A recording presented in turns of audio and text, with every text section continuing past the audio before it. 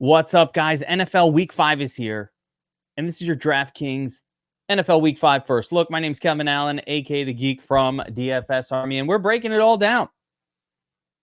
Getting ready for NFL Week 5. Week 4 was amazing. The cores went crazy. A lot of big winners. So I want to keep it going here for NFL Week 5. And we had some, situations, some quarterbacks out. Will Levis gone, at least for the short term. Anthony Richardson probably hurt for next week. Probably won't play, but don't know for sure. Still very early in the week. Couple situations unfolding. I think, and again, this is early week, so by the time you're watching this might be old news, but I would expect that the Patriots will move on from Jacoby Brissett this week and start Drake May, which would be really interesting and would add some intrigue to the week as well. And who knows what the Dolphins are doing at QB. So with all those mysteries in mind, let's get into it for NFL Week 5. And the first thing I always like to do when we are going through these breakdowns is take a look at the game tiles available on the Domination Station, see some game and team totals to get an idea of which games are popping from a high-scoring game perspective. That really worked last week. The games we thought would smash were the games that smashed, and that tends to happen in the NFL. So we want to keep that approach going.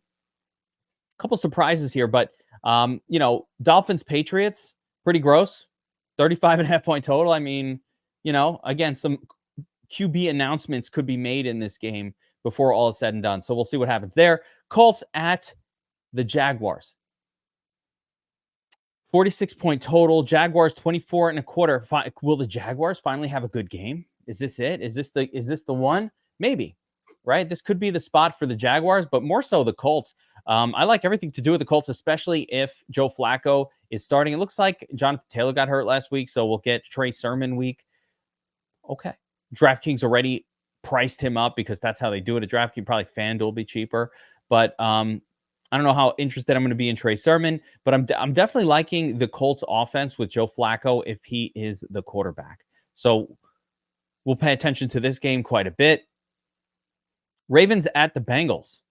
I'm a little surprised here that the total is so high. The Ravens defense has been really good. They just pretty much shut down Buffalo completely.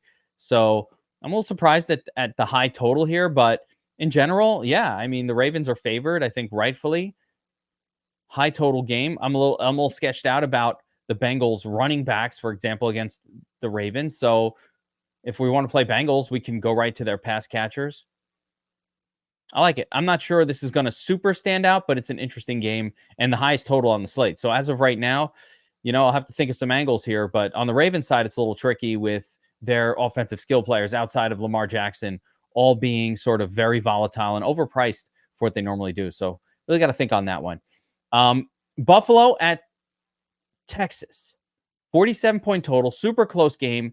Buffalo looks like 1 point road favorites in this one. 47 point total. Yeah, I like this game. I like I like both sides of it. I certainly love the weapons on the Texans. At this point, Nico Collins is like a must-start stud every single week. He should be up there with the most expensive wide receivers, if not the most, and he's not. So that's good for us.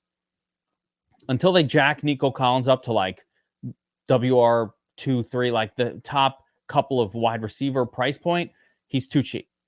And I don't mind Diggs in that game either. Buffalo side, we'll have to see. But K-Shack has been doing fine. And, Kincaid and the usual suspects. They don't have a ton of brand name weapons at this point left in Buffalo. So it's mostly just Josh Allen and whoever the hell we want to pair up with him. But I do think K-Shack is the top dog there. Cleveland at Washington. I mean, what's not to like about Washington? Jaden Daniels. Oh, my goodness, right? He's turning that team around. Amazing. Washington defense, though, still not very good. And, is this a spot where Cleveland could put up some resistance? Sure. Mari Cooper? Sure. Running backs? Maybe. I don't know. Washington side, though, yes. Go right back to Jaden Daniels, Terry McLaurin, and Brian Robinson Jr. for as long as Austin Eckler is injured. Panthers at the Bears. We've been riding the Dalton bandwagon for the last 2 weeks, and it has been glorious. Will it continue here at Chicago? Chicago's a different defense. They're really actually quite a good defensive team. So it's less going to be a spot that I think I want to build around. It is noteworthy that Chicago finally had a smash game from DeAndre Swift. Can he do it again? Oh, I doubt it. But could he? Sure, I guess. So there are some intriguing spots here. Chuba Hubbard on the other side. Again, not the best matchup. Chicago defense is really good. So we'll have to, again, think about that one a little bit and see if there's anywhere we want to go with it. Raiders at the Broncos, 36.5-point total. That's gross. Just nothing to do with a 36.5-point total game. Both teams probably have a player or two here and there that might individually be okay. I could see the Broncos defense and definitely I could see Javonte Williams, Broncos running back, finally having a game in a situation where the Broncos will be favored, maybe the first time all year, maybe the only time all year. Interesting. That might have some sneaky goodness that I'm not even thinking of yet. It's too early in the week. Next up, we got the Cardinals at San Francisco, 49.5-point total. 49ers 20.5-point team total. This game has some intrigue for sure. I don't think the San Francisco defense is so shut down that they're going to shut down the Cardinals here. The team total for San Francisco is massive, 28.5. Obviously, Cardinals defense has not been very good. So everything about the 49ers is in play here. And I do think that there are pieces from the Cardinals that would be interesting as well. So this is a game to pay attention to. Yeah, a couple of these other ones. Giants at the Seahawks. Sure, I guess. I don't think Malik Neighbors will be back for this one. He has a concussion, so they usually miss a game. We'll see what happens there. But Giants without Malik is really gross. I wouldn't really like too much there. Wan'Dale Robinson priced up at this point. Still love him, but priced up. Maybe priced out a little bit. And then the Seahawks. Lots of weapons on that team. Hard to pick which one to focus on.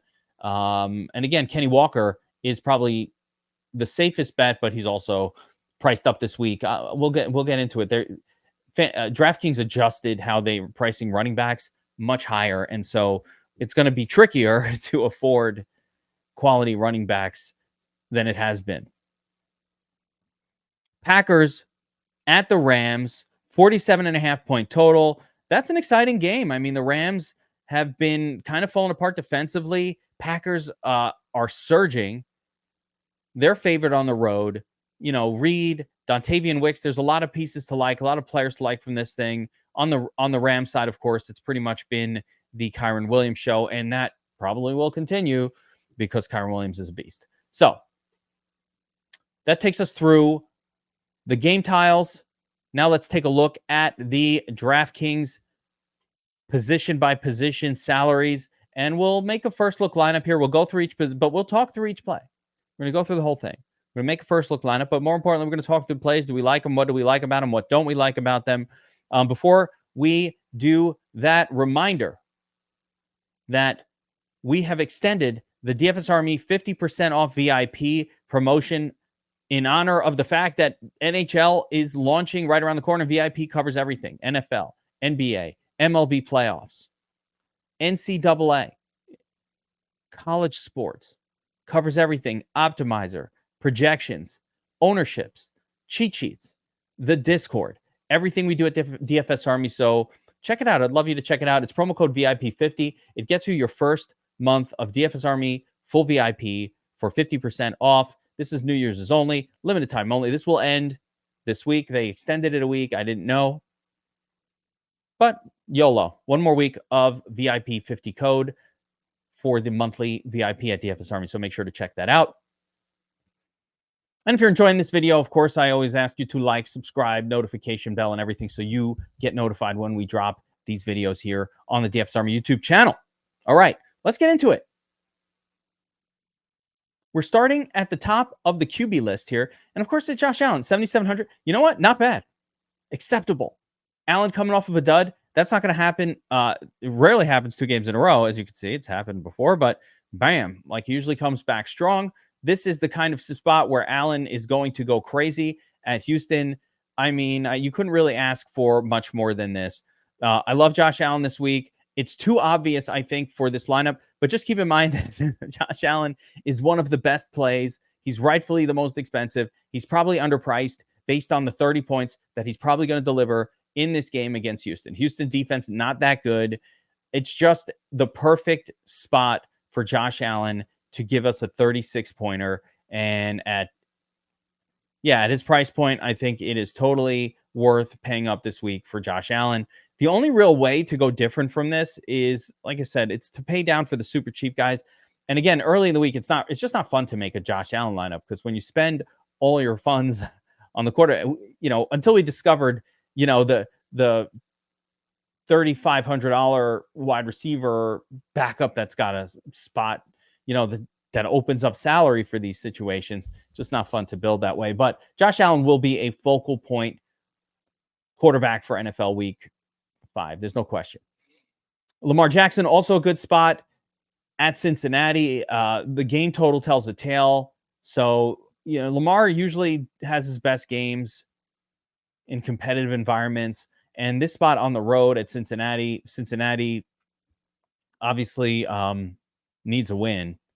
So, and they're favored. So they're expecting Cincinnati to put points on the board. Baltimore coming off that big win, a little bit of letdown spot. They'll be chasing maybe in that game later. So we'll see how that goes. But I prefer Allen, but Lamar Jackson definitely in the strong play mix for this week. CJ Stroud as well, of course. Houston. What I like about Stroud is he's so easy to stack. You just have to stack him with Collins and Diggs. He hasn't had a smash game yet. So if you're saying, hey, Collins and Diggs haven't like absolutely destroyed everything together yet, yeah, they've had good games. They haven't had like slate breakers yet, but that's because Stroud hasn't had a slate breaking week. If he's winning you the tournament, those two guys are going bonkers. So he's an easy stack, but it's an expensive stack and difficult to pull off. Jaden Daniels, wow. Jaden Daniels at this point is QB2 overall in Dynasty. That is, the arrow is pointing up. I mean, the only person you're taking ahead of him in Dynasty League at this point is probably Josh Allen. Jaden Daniels looks amazing out there, just so poised, so NFL ready. This guy is everything that everybody had hoped Trey Lance and Anthony Richardson and all these other guys would be. He is the real deal. He's putting up numbers every week. We can go back to this every single week, including here, even in the tough matchup at Pittsburgh at home. At home against Cleveland, it does not matter. Jaden Daniels is a start every single week, so love him. Murray at San Francisco. I kind of have a memory of Murray having a good history against San Francisco. I feel like Murray has been a bit of a fantasy disappointment, if I'm being honest, to start the season. I mean, the points have been there. He had the one big game, but this could be a spot where he could kind of pop off, but it's definitely not a focal point. I don't want the road underdog quarterback as a primary. I don't mind them when they're favored, but road underdog a little sketchier. Jordan Love coming off the big game last week. Wow, right? Not just Jaden Reed, but Dontavian Wicks. Christian Watson gets knocked out of the game. So, they're at the Rams. I like this spot quite a bit. I think Jordan Love is somebody we can build around as well this week. And again, we know who the names are. It's going to be Reed, Wicks, and to a much, much lesser extent, Tucker Kraft, End Zone Raider,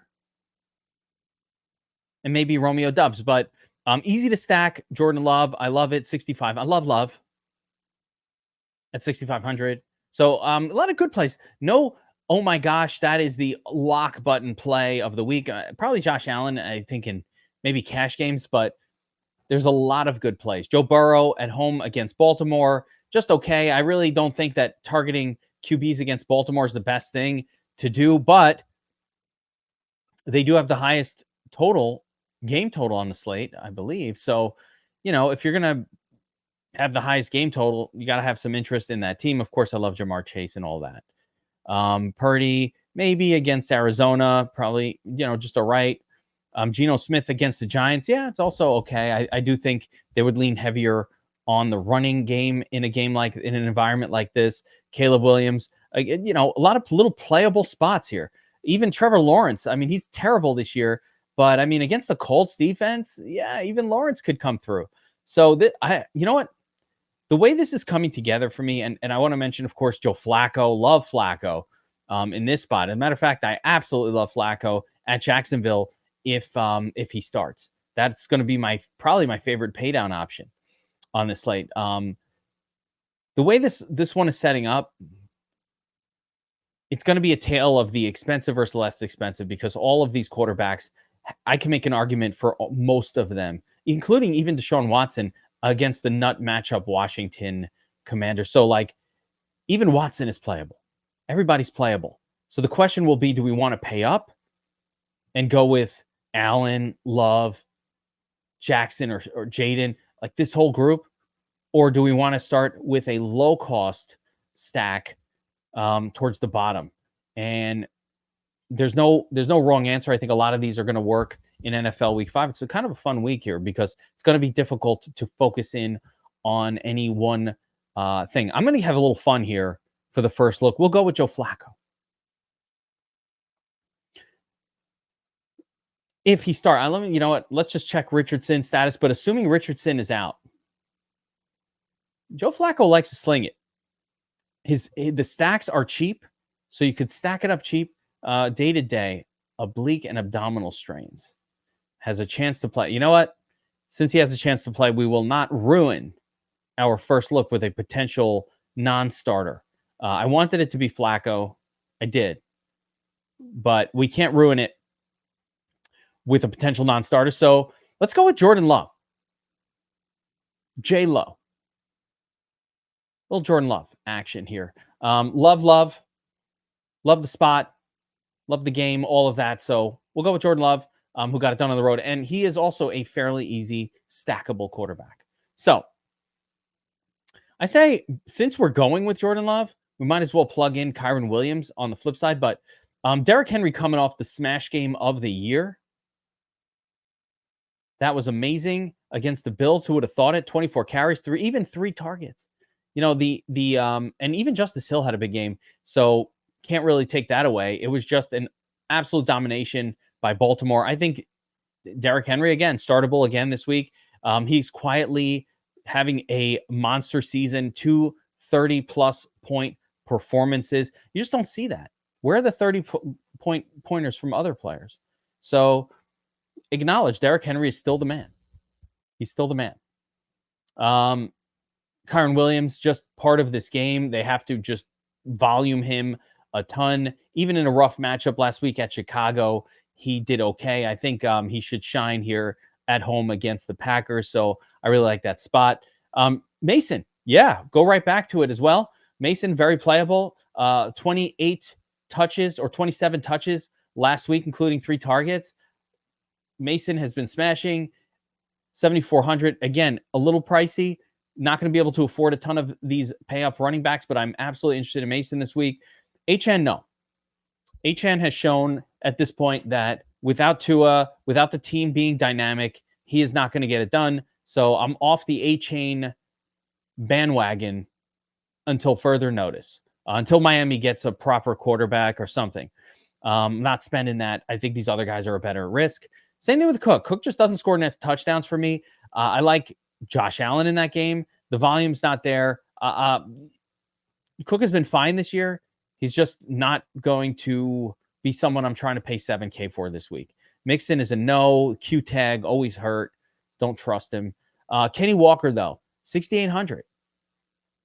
Coming off a monster game. Maybe one of his best games ever. Not usually going to do that.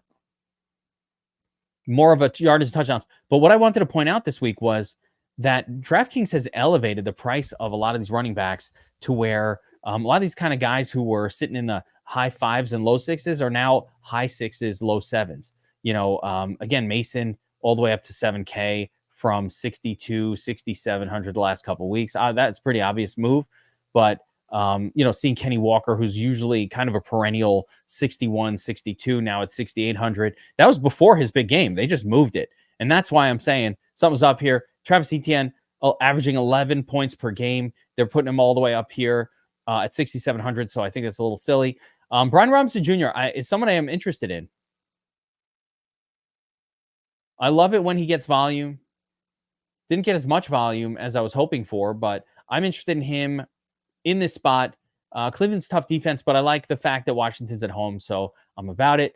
James Conner, not the best matchup at San Francisco. Playable. Charbonnet, no. Jacobs. I mean, where's the volume? I don't know what's going on with Jacobs. I don't know. I don't like it. I'm not seeing the volume there, so I'm concerned. Singletary, no.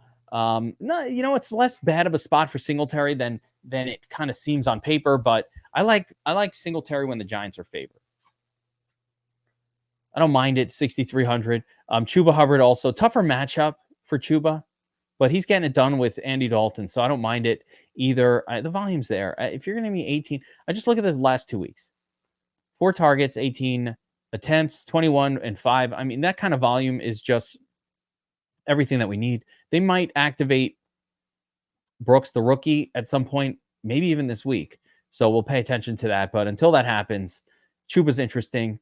Ramondre is somebody very interesting to me. Going up against Miami. Miami's kind of a beat up team.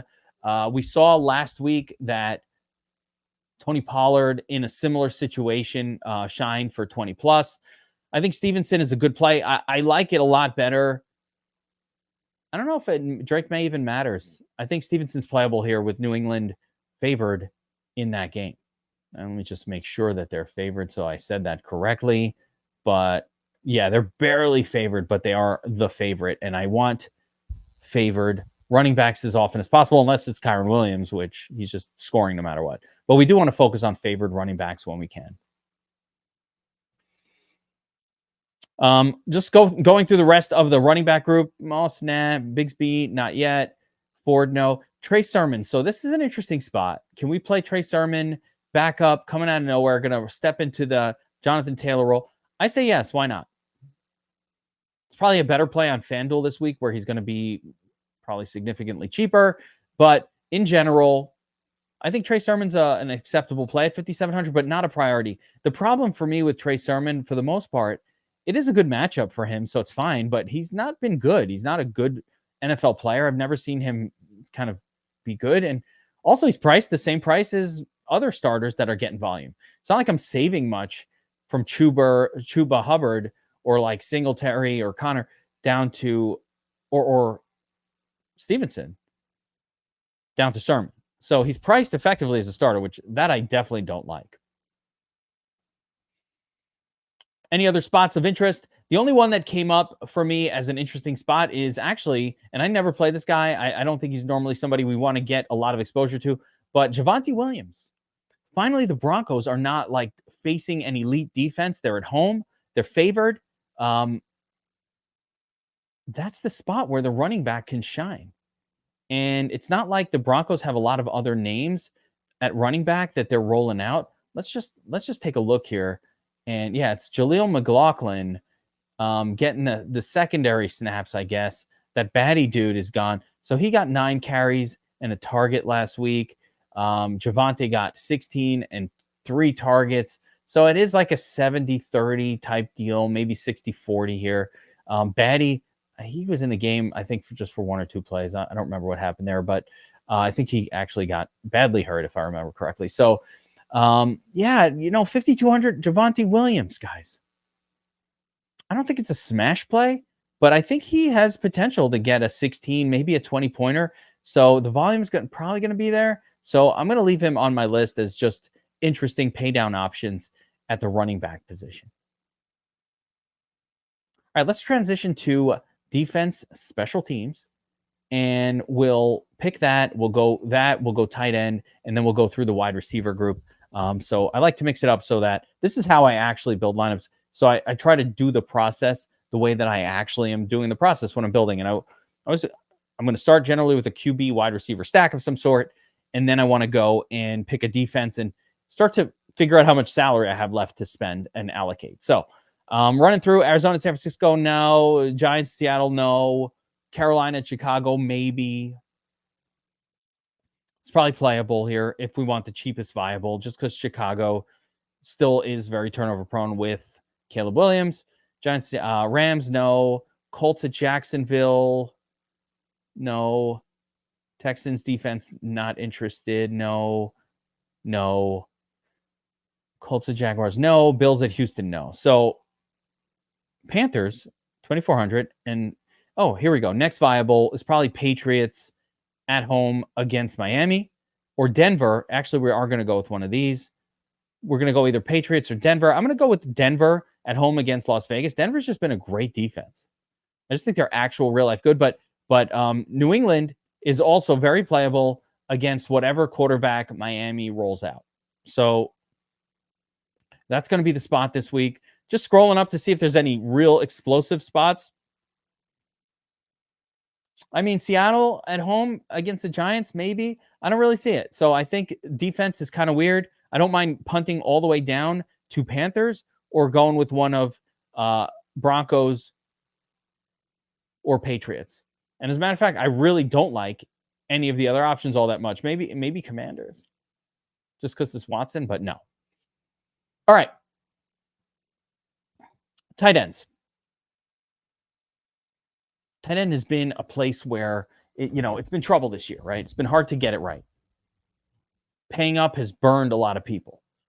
Will that continue this week? I don't know. Trey McBride, most expensive, $5,900. Injured, calf injury, looking good in recovery, et cetera. So we'll see if he comes back.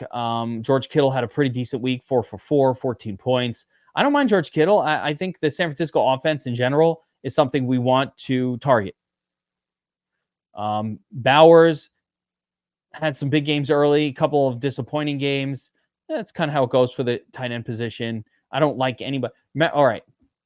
What's the lesson from NFL Week 4? One of the lessons. Don't play anybody against Denver. It's that simple. We're not going to use anybody.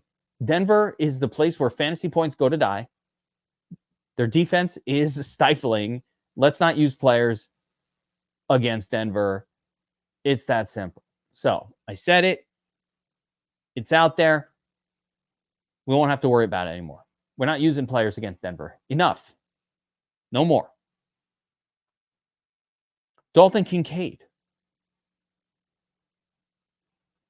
Fine. Playable.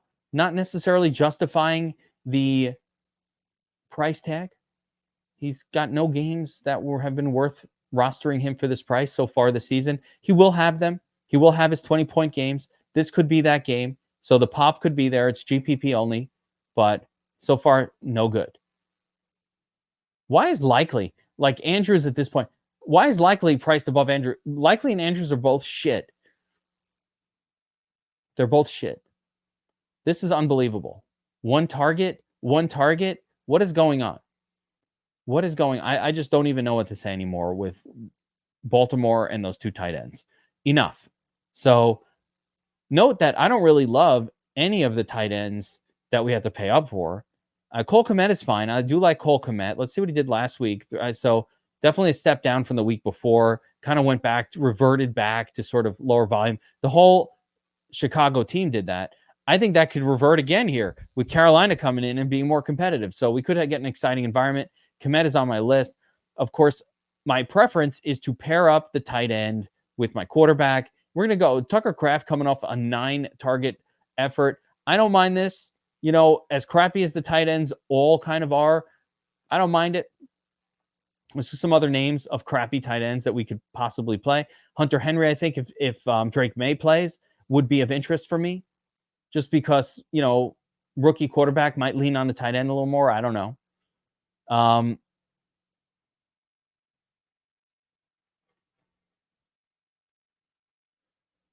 don't know if Brenton Strange or what the story is with the tight ends from Jacksonville, but that's mostly it. Maybe some Gesicki.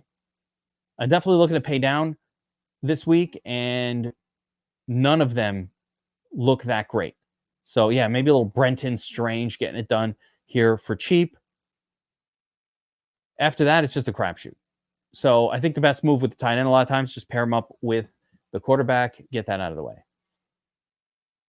All right. Wide receiver group. Starting at the top, of course, we got Jamar Chase. Good play this week. Every week, he's a stud. Nico Collins, though, is the guy that is standing out for me as, another stud play. You got to play Nico every week at this point. He's just too good. Look at these targets. 10, 8, 15. He's averaging, 11 targets per game through 4. That is crazy. It's a no to Tyreek. Marvin Harrison, 75. I like these other guys better. So Chase and Collins would be the draws for me at the high end of the price range. As we start to come down, so you're usually not going to get to choose a lot of these guys. I'm just going to focus on Chase and Collins this week, primarily Collins, but because I like this game environment at Houston, but Chase also part of that really good game environment. So those will be the two that stand out. Obviously, I have 6K left per spot here for the first look. So we're not going to be able to play these studs, but I'd like to get Collins in there. We'll see. I'm also not truly sold on Javonte, but I do like this pairing with the defense. But if we put in Collins, we got 5,300 left. More importantly, though, I really want to focus on players that correlate with this quarterback. So we'll come back to that. Moving down the list, Metcalf coming off the big game. Another good matchup at the Giants or against the Giants. That's fine. Stephon Diggs also. Collins is the better, but Diggs has been hanging around, not quite paying off, though, this salary level. Deebo Samuel's fine, 6,800. Always good to pay that. Jaden Reed. You know what's amazing about Jaden Reed? He's one of these players that I have a hard time backing because the volume is rarely there, right? We really don't see where he gets a ton of volume. It's very similar, actually, to Deebo Samuel. Maybe Deebo Samuel is a good comparison for Jaden Reed. Maybe that's the guy who you have to think, because he never gets a ton of volume. They give him a couple carries each week. He rushed for a touchdown week 1. It only took 7 targets for him to put up 30. He's so efficient with the targets that he gets. I'm scared of what will happen when he finally gets elevated targets. But if we're playing Jordan Love, you pretty much have to play Jaden Reed with him. There's one other name that will go. I mean, we've got Kraft in there as well. There's one other name that's a potential pairing, but Jaden Reed is sort of the top pairing with Jordan Love. Continue on. Yeah, Flowers okay. Ayuk, all right. I mean, again, disappointment this season. Cooper, I play him every week in tournaments. He's just somebody I always play in tournaments. He pops off. When he does pop off, he wins you the tournament. That's what I like about Amari Cooper. Could have been that last week, by the way. Just barely missed it. Dropped some passes and then has a monster, 70-yard touchdown call back with the stupid holding call. So it could have been Cooper last week. But the guy I'm going with is the cheat code. We go back to him. Deontay Johnson said lock him in every single lineup last week. We did that. We profited. You go right back to it. Deontay Johnson is a cheat code until he's priced up higher than 6K. Look at these targets, 13 and 14. These are the kind of target. No Adam Thielen. If I'm getting double-digit targets from anybody, I'm just excited about it. The only one who gets double-digit targets that's less exciting is Wan'Dale Robinson because he never does anything. But actually, he's right there in the salary range of how much money we have left. And he is probably also locked in to another double-digit target effort. So Wan'Dale could be interesting, but he rarely puts up a big score. Some other names, though, I want to kind of talk through the rest of these wide receivers because there's a lot of good ones. Terry McLaurin getting it done now with Jaden Daniels, 10 targets last week. It's just percolating for McLaurin, and I'm here for it. I like it. Michael Pittman with Joe Flacco. If Joe Flacco is the guy, then Michael Pittman is our guy, right? So if I switch this up and went with the Joe Flacco, now I don't know that Joe Flacco is going to start, or else I would have done that for this lineup. But if Joe Flacco is the guy, we go Flacco Downs Pittman. So let's keep that combination in mind in case Flacco starts this week. Flacco, you're like, why is Kevin talking about Flacco? He's a turd. He's old. Those kind of guys, they just sling it, could produce a monster score. Jackson Smith-Njigba, fine. Jalen Waddle, no. Christian Kirk, I guess. Yeah, Christian Kirk is okay here at 5,700, actually. I don't mind that at all. Jacksonville favored, finally. 10 and 12 targets over the last 2. That kind of is cheat codey as well. Brian Thomas Jr. also getting it done last week for Jacksonville. So a lot of different guys getting it done for Jacksonville. So I like Christian Kirk. I don't hate Wan'Dale. I'm not sure he has the upside to produce against this price point. I don't hate it. I don't mind it. Cortland Sutton. Could we play Cortland Sutton finally this week? Maybe. Bo Nix. Much better spot. Romeo Doubs is the least good, I think, of the Packers wide receivers, but that doesn't mean he won't have his pop-off game too. That could come. Let's kind of go through the list here, see if anybody else is popping. Definitely like Downs. Again, more of a Flacco thing if Flacco plays. Dontavian Wicks, though, 13 targets. What? He's not as good as Jaden Reed, but in terms of a pairing with Jordan Love, I don't mind it at all. Matter of fact, Reed and Wicks, that seems like a pretty strong combo. What I would do in this situation is swap out, my tight end for maybe somebody that's not directly related to Jordan Love. Maybe we will do with the tight end, or we have a little bit of money to spend on one of these other tight ends if we want. So some other ways to go. Let's keep looking down, though, and see if we could discover any cheaper or lower cost. I don't want to say cheap. Lower cost wide receivers that have a chance to pop here. How about Xavier Legette? 10 targets last week, popping off with Dalton. I like it. Maybe he could be a thing. So Legette, Downs, the 5K range has a couple of interesting names here that I think we have to pay attention to. Jordan Whittington is another name to keep on our list of paying attention. Seems to be, with the absence of Puka and Cooper Kupp, maybe it's Whittington stepping up right now. 4,600, not bad. Dortch, okay game. Michael Wilson, I think, what did he do? Yeah, nothing. Of course, Wilson's going to disappoint us. Chalk last week. That is just how things go. Demario Douglas. Again, I'm just going through some names. You're like, these guys are boring. Listen, if Drake May starts and they get sort of a real quarter, even if he doesn't, I think they want Demario Douglas to be their WR1 for whatever reason. So maybe him. I don't know.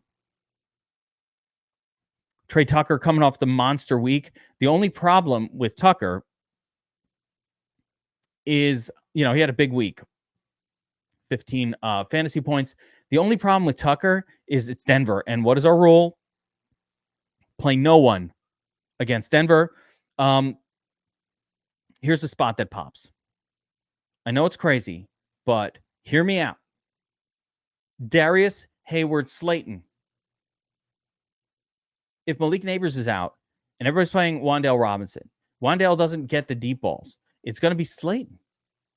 It's not a bad matchup. That Seattle defense not that good. So I don't mind Darius Slayton here at 3,900. That's a bargain. That's a bargain guy, right? If we put in Slayton, go back to Kraft. If I put in Slayton over here, now I can get off of this crappy running back and play someone better. So this is more of how I would want a lineup to look in an actual main slate, where I've got my punt wide receiver, my two middlings, sort of mid-salary running backs, and then I can finish it off, hopefully, with one more stud in the flex. I'd actually love to get a little more salary out of this. So, one could go down to Panthers and then I was hoping for Collins. Get Mason in there. Get Harrison Jr. in there if we want to spend all of this. Different ways to go. So let's just throw Mason in the last spot for the purpose of this, but we've shown a few different versions of it. We could also go, like I said, Wicks, and then leave it with the Denver running back. So we'll leave the Slayton version here for now. This lineup winds up with Love stacked with 2. So we've got Jordan Love with Kraft and Reed. The comeback in that game of Kyren Williams. We got Ramondre Stevenson, originally paired up with his defense or the other defense, but Ramondre Stevenson as a home favorite. Deontay Johnson, cheat code. Darius Slayton, no Malik Neighbors means they'll have to throw to him. And Mason in a smash spot at home, heavily favored against Arizona. That's going to do it for your NFL Week 5. First look lineup. Remember to like, subscribe, and hit that notification bell. We're back throughout the week with all kinds of DFS content right here on the DFS Army YouTube channel. Promo code VIP 50% off monthly VIP at DFS Army. I'll see you guys next time. Good luck this week, everybody.